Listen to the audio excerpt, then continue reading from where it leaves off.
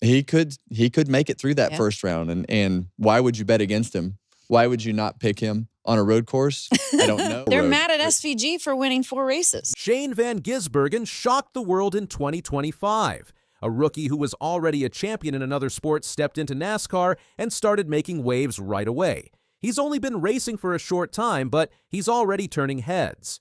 But here's the big question. Can he really make it to the playoffs? The countdown is on, and what happens next will leave you speechless. Don't miss out. In NASCAR, Kevin Harvick is one of the most respected drivers. As a former champion, his opinions on new drivers are highly valued. Recently, he shared his thoughts on Shane Van Gisbergen, a New Zealand racer making waves in the NASCAR Cup Series. Harvick's comments have sparked discussions about Van Gisbergen's chances in the playoffs. The big question now is, can the Supercars champion turn his strong performances into a playoff run for the championship? Shane Van Gisbergen made a big decision to join NASCAR. He was already a champion in Australia's Supercars championship, but he wanted a new challenge in one of the best racing series in the world. Moving to NASCAR, especially the Cup Series, got a lot of attention. NASCAR's oval races are tough, especially for someone used to road racing, but Van Gisbergen didn't let that stop him. His goal was clear: show he could succeed in NASCAR, even if it took time and hard work. In 2025, Van Gisbergen made big progress. He won 4 road course races, which helped him get into the NASCAR playoffs. Road courses are where he's always been strong thanks to his Supercars experience, and he quickly showed he could race well on these tracks in NASCAR. But people were still curious about what he would do on oval tracks. The real challenge for him was whether he could take his road course success and use it in the fast, high-pressure world of NASCAR ovals. Oval racing is a key part of NASCAR, and it takes time to master. For Van Gisbergen, racing on NASCAR's oval tracks was a big challenge. His first goal was to show he could handle the high speeds and sharp turns that are common on these tracks. One of Van Gisbergen's biggest achievements in 2025 came at Richmond Raceway, where he finished 14th, his best result on an oval track that season. While 14th place isn't a win, it showed progress. In NASCAR, being consistent is key, and this result proved Van Gisbergen was getting better at oval racing. Kevin Harvick, with his years of experience in NASCAR, shared his thoughts on Van Gisbergen's performance at Richmond. Harvick praised Van Gisbergen for handling pressure well. He noted that finishing 14th, while not a win, was an important step forward. Harvick pointed out that finishing consistently between 14th and 18th is key to moving forward in the playoffs. These finishes could help Van Gisbergen get enough points to stay in the playoff race. Harvick stressed that consistency is key in NASCAR, especially in the playoffs. It's not just about winning, but managing finishes. Van Gisbergen's steady performances in the 14th to 18th range during the regular season give him a solid base for the playoffs. If he keeps delivering these results, he'll be in a strong position to advance. As the NASCAR playoffs approach, Harvick's confidence in Van Gisbergen has grown. He believes Van Gisbergen can go far, but it will take time and focus. Harvick said the key is staying consistent and avoiding mistakes that could end his season early. With his experience, Harvick knows that in the playoffs, consistency is what helps drivers make it to the final rounds. If Van Gisbergen keeps performing well, he has a good chance to go far. Van Gisbergen's strong points position gives him a big advantage for the playoffs. With 4 wins on road courses, he's secured his spot and can focus on strategy. Key races like the Charlotte Roval, which combines road and oval racing, could be where he really stands out. Harvick himself expressed his belief that the Roval could be a decisive factor in Van Gisbergen's playoff journey. Harvick explained that the Roval presents a unique challenge, combining tight road course turns with the speed and intensity of an oval race. This track could play to Van Gisbergen's strengths, allowing him to showcase his adaptability and skill on a course that demands both precision and speed. If Van Gisbergen were to perform well at the Roval, it could propel him into the round of 8, giving him a real shot at the championship. Harvick emphasized that while the playoffs are unpredictable, the Roval is a race that could tip the balance in Van Gisbergen's favor. If he can manage to stay consistent in the first few rounds and then perform well at the Roval, Van Gisbergen could find himself in a strong position to fight for the title. One of the most impressive aspects of Van Gisbergen's rookie season in NASCAR has been his ability to adapt. Coming from a background in road racing, he was initially seen as a road course specialist, but he quickly demonstrated that he could compete on oval tracks as well. His 14th place finish at Richmond was a testament to his growing comfort with NASCAR's oval racing format. Harvick praised Van Gisbergen for his ability to adjust and learn quickly. He noted that Van Gisbergen's transition to NASCAR was faster than many expected. Adapting to NASCAR's oval tracks is no easy feat, but Van Gisbergen's resilience and willingness to learn have allowed him to improve with each race. This adaptability, Harvick suggested, is what will allow Van Gisbergen to thrive in the NASCAR Cup Series, even as he faces new challenges in the playoffs. And I can't see very well anymore, but I can hear pretty well. Yeah. And when I heard the pipe seal off, I'm like, I've got no room out there. And he pinched me down and drove off. Harvick mentioned that many drivers struggle with NASCAR's unique racing, but Van Gisbergen has quickly adapted. His calmness under pressure and skills on ovals set him apart. With wins on road courses and steady progress on ovals, Van Gisbergen has shown he can compete at the highest level. As the playoffs approach, everyone is watching to see how far this talented New Zealand driver can go. Harvick's support shows Van Gisbergen has the potential to fight for the championship. His strong performances and growth give Harvick confidence. If Van Gisbergen keeps improving and handles playoff pressure, he could go far. The key to success will be consistency. Staying focused and finishing well in every race will decide if he makes it to the final rounds of the playoffs. You know, the cars and everything, it seems like it is slowed down. And we had another capacity crowd. Races were 3 weeks apart because we put the schedule together with Colorado National Speedway late. Those fans are starving for more. They absolutely love their little short track that they have there. So 11,000 plus both races. The 2025 NASCAR Cup Series playoffs are shaping up to be one of the most exciting in recent memory. With Van Gisbergen making waves in his rookie season and other drivers vying for the championship, the postseason promises to deliver drama, excitement, and surprises. Kevin Harvick's endorsement of Van Gisbergen has only added fuel to the fire, with many now watching closely to see how far the New Zealand driver can go. If Van Gisbergen continues to perform well on both road courses and ovals, he could be a strong playoff contender. His success so far puts him in a good position for a deep run. The upcoming races will be crucial, and how he handles pressure will decide his fate. With Harvick's support, Van Gisbergen could be a dark horse for the 2025 NASCAR Cup Series title.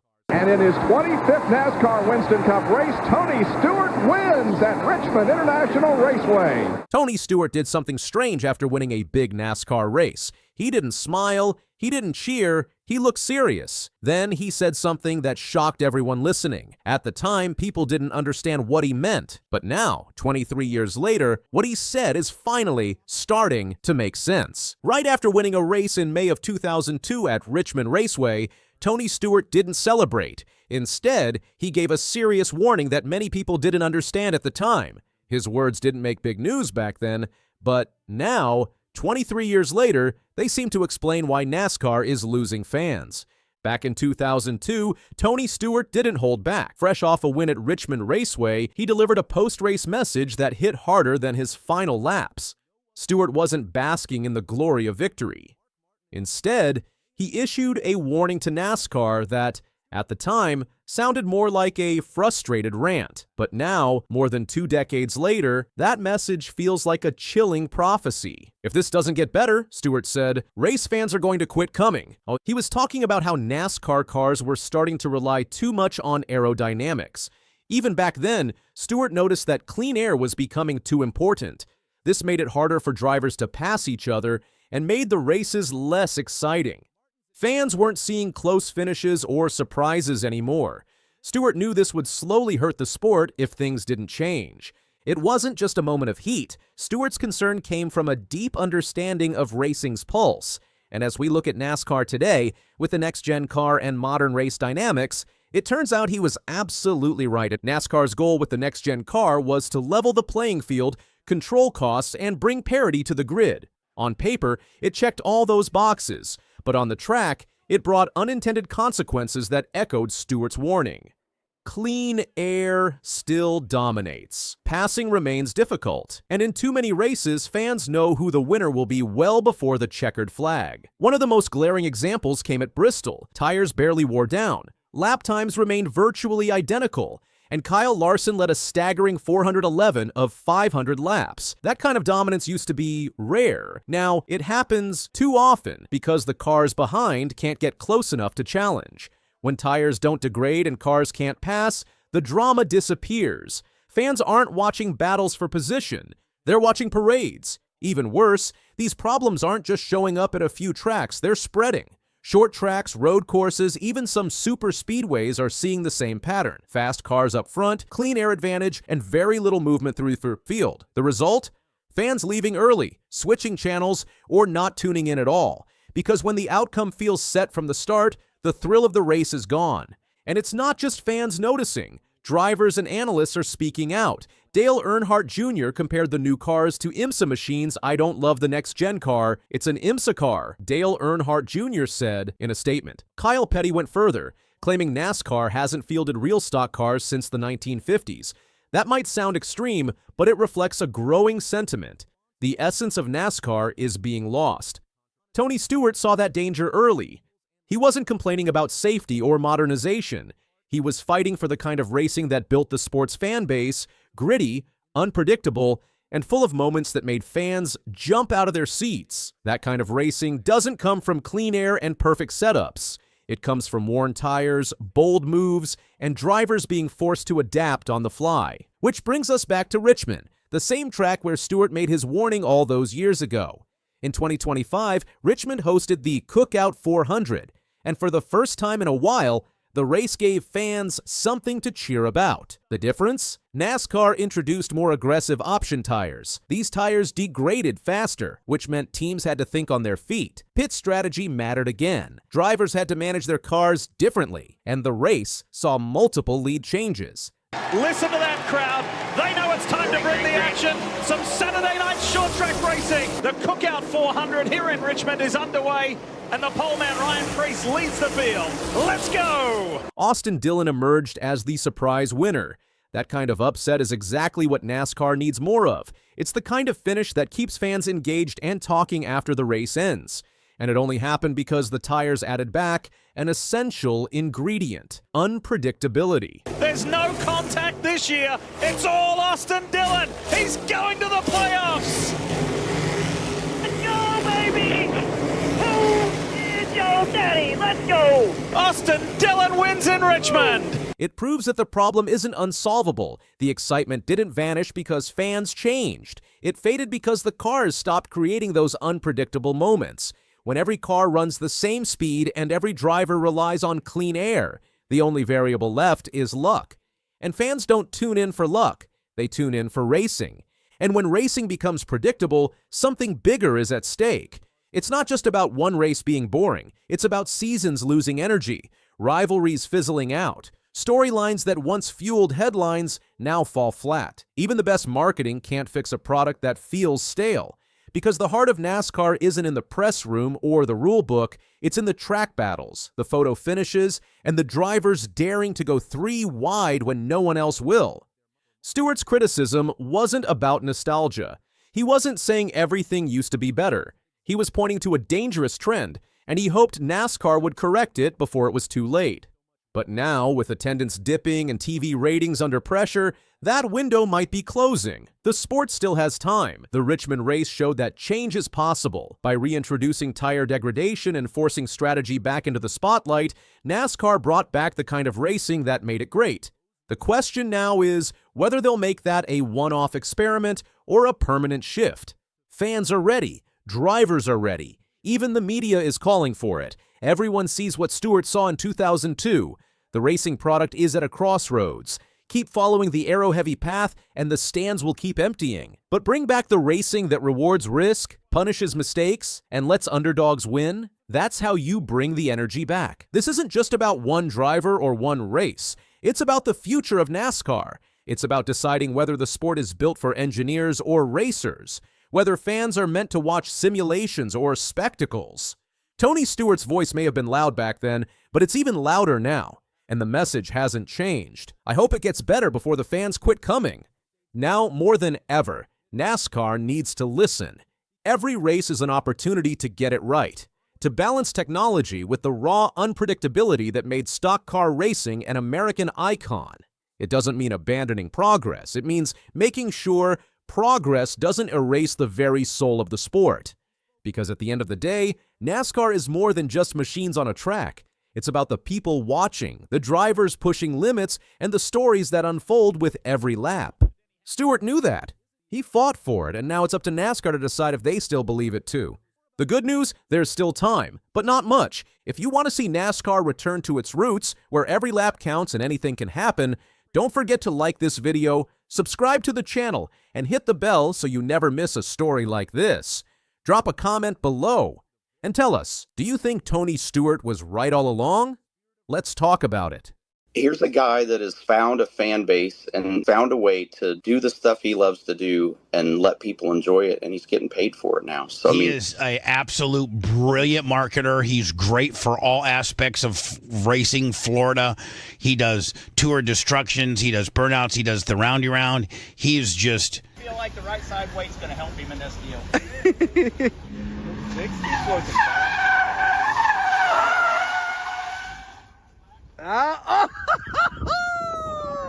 No rollback. It all began with smoke, speed, and wild burnouts. But then, something shocking happened. Out of nowhere, Tony Stewart, yes, the NASCAR legend, stepped in and said something that made the racing world stop. It was bold, unexpected, and instantly changed how everyone sees Cleetus McFarland. You might expect a YouTube star to get quick praise from celebrities these days, but here is something that stops you cold. NASCAR legend Tony Stewart just laid out a defense of Cleetus McFarland that nobody saw coming, and it changed everything. It starts with a simple but powerful line. You can tell he knows how to have a great time and knows how to entertain people. Coming from a three-time NASCAR champion, that is not just approval. That is a stamp of legitimacy. Here is a guy used to grinding out wins under pressure, 49 Cup Series victories, and yet he takes a moment to recognize something fresh. He is not just talking about the pranks or the burnouts. He sees someone who knows how to bring joy into the world of stock car racing and make it matter. No formula, no stale commentary, just genuine fun that pulls people in. That is gold in Tony's book. And then comes the next layer. He is not merely a personality. Tony watches where passion turns into enterprise. He pointed out how Cleetus built a fan base doing exactly what he loves. He lets people enjoy it. And yes, he gets paid for it. That hits differently when the person speaking knows the business side inside and out. It is easy to dismiss creators as flashy or shallow. It is another thing entirely when a guy who owns teams and runs businesses says you nailed the model.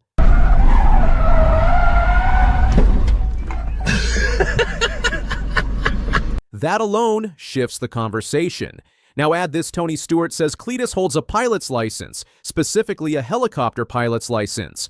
And when a man who is also a licensed helicopter pilot says that you are not going to be a dumbass and go earn something like that unless you are sharp, that is a serious statement. It places Cleetus into a different category. He is not just entertaining, he is intelligent, detail-oriented, disciplined, and committed enough to master something that most of us never even consider. Think about the arc of that. You start with laughter and spectacle, then build toward respect for turning creativity into a business. Then you crown it with evidence of real-world technical competence. That progression alone keeps people watching, because each moment raises the stakes. Cleetus is not just having fun with cars on YouTube, he is also racing in the ARCA Menard series. Even with some crashes, he has shown real progress and speed. Tony Stewart sees how serious he is and respects his driving. That kind of respect means Cleetus is not just a creator, he is a real driver.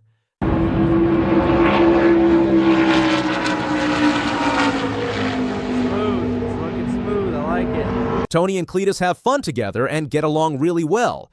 When they do things like racing or car stunts, it feels real. One time, Tony just stopped by but ended up joining Cleetus for a fun video. That small moment showed their friendship is real. They enjoy spending time together and respect each other. This matters because when Tony Stewart supports you, it shows others you are the real deal. It helps you get noticed by serious racers and teams. He is not just saying you are good, he is showing that you belong in racing. That kind of support can open big doors and change how people see you.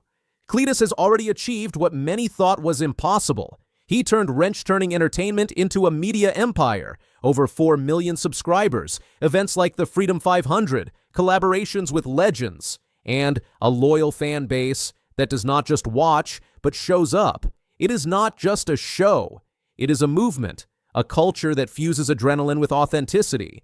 And what makes this even more powerful is how Tony Stewart fits into it. He is old school, respected, built on years of performance and sweat. For him to throw his weight behind someone from the YouTube world, that is not small. That is seismic. Because it tells people who still doubt this new generation that the best in the sport are already paying attention. There is something else to consider. This is not a one-way relationship. Cleetus looks up to Tony. He respects his legacy. You can see it in how he talks about him. There is admiration. There is gratitude. And that mutual respect becomes a platform, not just for content, but for mentoring, for real collaboration, for evolving the culture of racing. Now, fans are starting to understand this shift. They see Tony not just as a legend, but as a connector,